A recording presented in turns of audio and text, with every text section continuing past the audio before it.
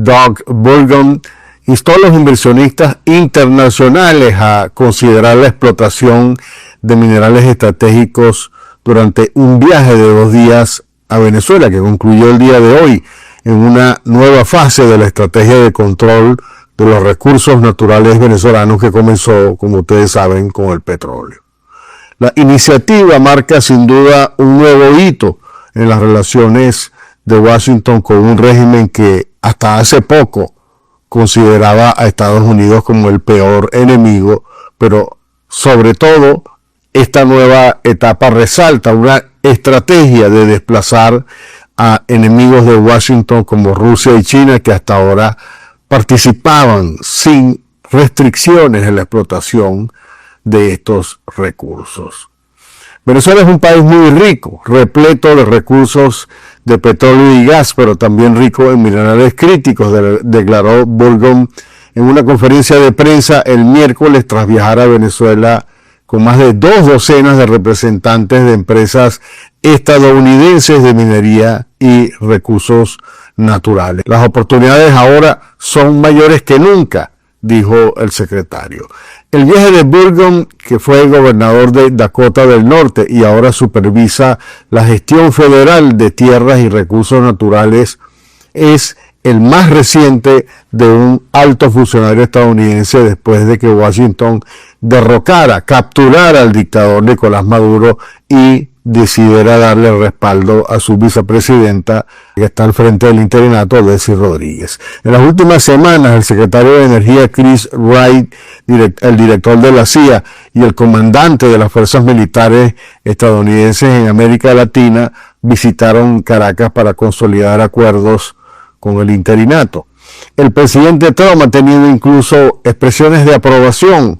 a la manera como se están conduciendo las relaciones entre Washington y Caracas, un esfuerzo dirigido, según fuentes, a mostrarle al público norteamericano que su plan de intervención en Venezuela ha sido exitoso hasta ahora y es prometedor. Sin embargo, gran parte de la riqueza mineral se encuentra en las zonas conflictivas del sur de Venezuela, dominadas por poderosas bandas armadas y grupos guerrilleros colombianos, además de los grupos de operadores militares que también están beneficiándose del negocio, lo cual podría plantear incluso la necesidad de una nueva intervención de fuerzas militares norteamericanas o quizá internacionales para proteger las actividades de explotación y al mismo tiempo limpiar la zona de estos grupos criminales con los cuales, por supuesto,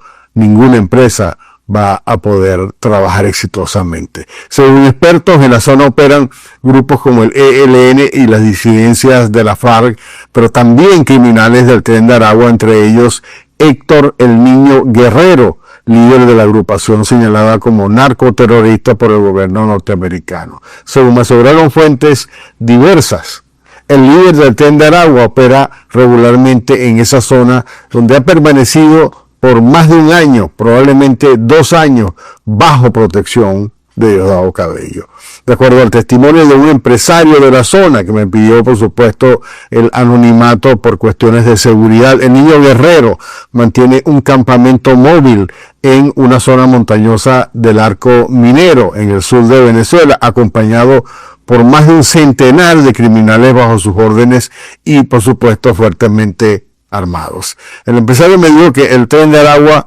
opera a sus anchas en las zonas mineras y controlan varios yacimientos de no solo oro, sino también de otros minerales preciosos que luego utilizan para contrabandear a fin de venderlo a través de Guyana o Brasil, todo desde luego con el visto bueno del régimen. Aunque el control de la explotación del petróleo ha sido una tarea mucho más complicada, que ya ha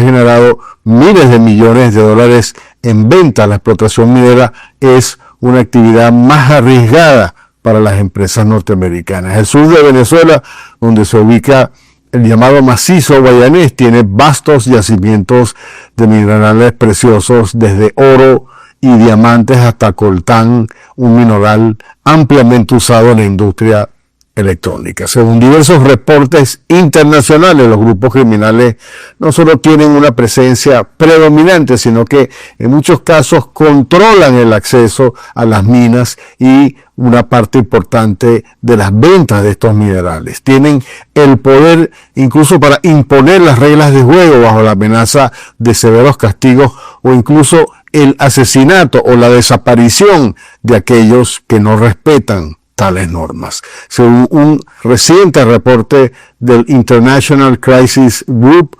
muchos de los yacimientos minerales se encuentran en regiones sin carreteras ni infraestructura básica, lo cual representa un gran reto adicional por los peligros que significa enfrentarse a estas organizaciones criminales en su propio terreno, en una zona que no tiene infraestructura. Y un problema adicional es que las fuerzas militares del régimen, que se supone deberían estar protegiendo la zona de estos grupos criminales, también se lucran significativamente de la actividad minera ilegal. Brian Naranjo, exdiplomático estadounidense de alto rango que trabajó, sirvió, estuvo destacado en Venezuela, le dijo al Wall Street Journal hoy que los esfuerzos de Estados Unidos por incursionar en estas regiones mineras venezolanas podría, imagínense ustedes, desestabilizar al país, ya que el ejército venezolano, los grupos narcotraficantes y la guerrilla se lucran considerablemente con las minas. Naranjo incluso pronosticó que la situación podría escalar con la intervención norteamericana y ponerse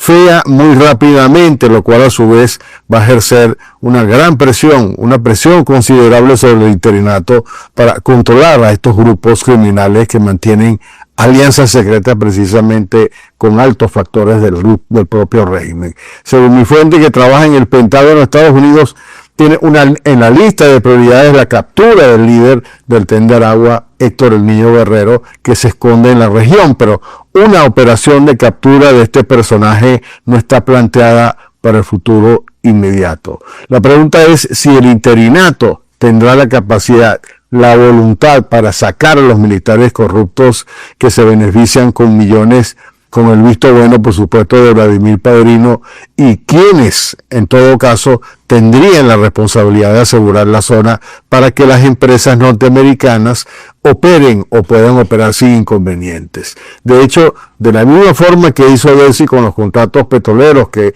ahora están bajo revisión de Estados Unidos, Maduro en persona entregó decenas de concesiones mineras a pequeñas empresas con vínculos con el alto mando militar chavista, sin ningún tipo, por supuesto, de control o licitación. De hecho, la explotación de minerales en el arco minero con la participación de grupos criminales y terroristas se ha expandido con la connivencia del régimen chavista desde hace años. Según una denuncia publicada el día de hoy en el Washington Post por los venezolanos Cristina Burelli y Francisco Dalmayer, la actividad extractiva ha causado, por un lado, no solo una tragedia ambiental con ríos contaminados, bosques deforestados y comunidades indígenas desplazadas, sino también, por otro lado, ha creado un esquema de gobernanza ilegal basado en el control territorial y la coerción por actores completamente ilícitos. Altos funcionarios venezolanos, dijeron estos dos expertos venezolanos, incluida la presidenta interina Delcy Rodríguez, tolerada por Washington, han promovido la expansión de la producción, incluso cuando informes documentan el control criminal y la violencia extrema en las zonas mineras, indicaron Burelli y Dalmayer. Y esta actividad persiste, no porque el Estado sea demasiado débil para detenerla, sino porque poderosos actores internos dentro del régimen y dentro del propio ejército venezolano se benefician de esta actividad y la utilizan para gestionar alianzas adicionalmente con grupos guerrilleros como el Ejército de Liberación Nacional, ELN, y las disidencias de la FARC. Estos actores armados son fundamentales, por supuesto, en estas operaciones. Las Naciones Unidas documentaron el control criminal, la violencia y la explotación laboral y la coerción que existe en las zonas mineras. Los ingresos mineros se han convertido en un presupuesto paralelo que sustenta el poder coercitivo, la corrupción y los vínculos con otras economías ilícitas como el narcotráfico. Una apariencia de legalidad protege el sistema. Un informe de 2021 de la Organización para la Cooperación y el Desarrollo Económico concluyó que los flujos de oro de Venezuela deben considerarse de alto riesgo, advirtiendo que financian graves abusos y delitos económicos. Hoy en día sustentan la fuga de información sobre la seguridad de la cadena de suministro. A pesar de que Estados Unidos ha mantenido estrictas sanciones al sector aurífero en Venezuela debido a una orden ejecutiva emitida durante el primer mandato del presidente Trump, las rutas ilícitas identificadas por organismos internacionales permiten a los adversarios violar completamente estas sanciones. Un informe reciente citado por los autores rastreó el oro venezolano a través de refinerías suizas hasta llegar a empresas estadounidenses de gran prestigio como Apple, Tesla y Nvidia. Y lo que es peor, esta economía ilícita de Venezuela se extiende más allá del oro y también incluye, por ejemplo, el coltán, que es un mineral que son esenciales para tecnologías de defensa. Otro problema clave de esta iniciativa minera de Trump será también el tema de las demandas contra Venezuela que introdujeron en tribunales internacionales empresas mineras de Estados Unidos y Canadá después de que Chávez nacionalizara el sector en 2011. El Tribunal de Arbitraje Internacional del Banco Mundial ordenó que 2 empresas mineras canadienses y una norteamericana recibieran más de $1.000 millones en compensación por los activos confiscados por Chávez. Adicionalmente, hay directivos de estas empresas que fueron arrestadas por el régimen, como el caso del abogado José Ignacio Moreno, directivo de la empresa minera Gold Reserve, que permanece detenido en una prisión en Caracas con acusaciones falsas. A medida que avanzan los planes de Trump para Venezuela, se abren nuevos frentes de potenciales conflictos para el interinato. El tema está ahora en saber hasta dónde está dispuesto el gobierno norteamericano en cortar de raíz el origen de todos estos males, que es, desde luego, el propio régimen presidido por Delcy Rodríguez. Por lo pronto, como lo dejó claro el secretario Doug Burgum hoy, en una declaración antes de partir de regreso a Estados Unidos, no estaríamos aquí ahora teniendo estas discusiones. La prioridad de Estados Unidos es arreglar el tema petrolero y arreglar el país, Venezuela, antes de convocar a elecciones. Cuando un periodista le preguntó si le iba a exigir a Delcy que permitiera el retorno al país de figuras de la oposición como María Corina Machado y otros, Trump respondió lo siguiente: no hemos llegado a eso todavía. En estos momentos lo que queremos hacer es arreglar el petróleo, arreglar el país, recuperar el país y después tener elecciones. Tenemos que recuperar el país, de lo contrario vamos a tener una mala situación. Es realmente mala y se va a poner peor a menos que vayamos y lo arreglemos. Vamos a esperar hasta cuándo o hasta dónde mantiene esa perspectiva el presidente y la administración Trump. Y el narcocapo Diosdado Cabello lanzó una amenaza velada a María Corina Machado que ha tenido impacto, ha tenido eco en medios de Estados Unidos, advirtiéndole que si regresa a Venezuela las autoridades del régimen le tendrían preparada una sorpresa, posiblemente una detención. Según dijo Cabello en su programa de televisión, el miércoles los aliados políticos de María Corina han estado supuestamente difundiendo rumores de su retorno para la época de Semana Santa, dejando saber de esta manera que el régimen está al tanto de sus planes. Veremos qué pasa con estas amenazas, que por cierto me hacen recordar otra amenaza que lanzó Diosdado el año pasado sobre otra sorpresa que supuestamente le tenían preparada a Estados Unidos si decidía invadir a Venezuela. Claramente, cualquiera que haya sido esa sorpresa, Diosdado se quedó con los crespos hechos o no tuvo el atrevimiento de cumplirla por el terror al bombardeo norteamericano, que lo hizo, por cierto, esconderse en el fondo de uno de sus búnkeres el pasado 3 de enero.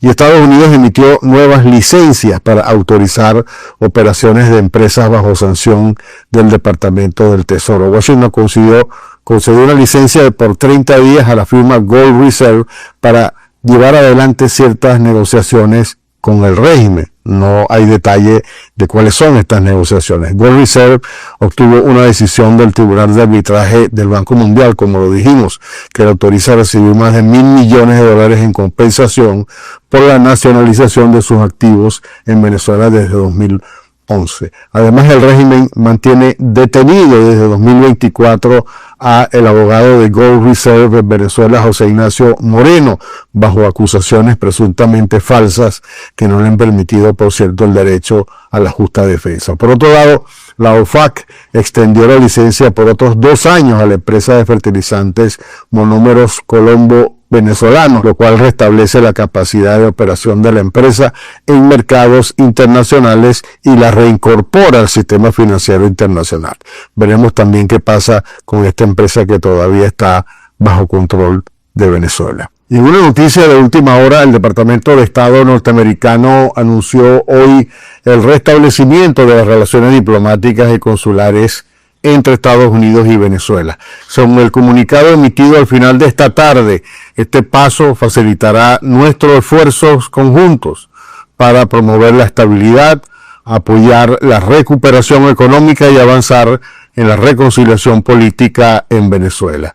Nuestra colaboración, indicó el decreto del Departamento de Estado, se centra en ayudar al pueblo venezolano a avanzar mediante un proceso gradual que cree las condiciones para una transición pacífica hacia un gobierno elegido democráticamente. Finalmente, declaró que Estados Unidos mantiene su compromiso de apoyar al pueblo venezolano y de trabajar con sus socios en toda la región para promover la estabilidad y la prosperidad. Una noticia interesante que en teoría debería facilitar los servicios consulares para los cientos de miles de venezolanos que residen en los Estados Unidos y que han enfrentado grandes dificultades para obtener documentos de identidad y pasaportes. También sin duda significará la posibilidad de que muchos venezolanos puedan aplicar ahora nuevamente a los diversos tipos de visas norteamericanos en Venezuela,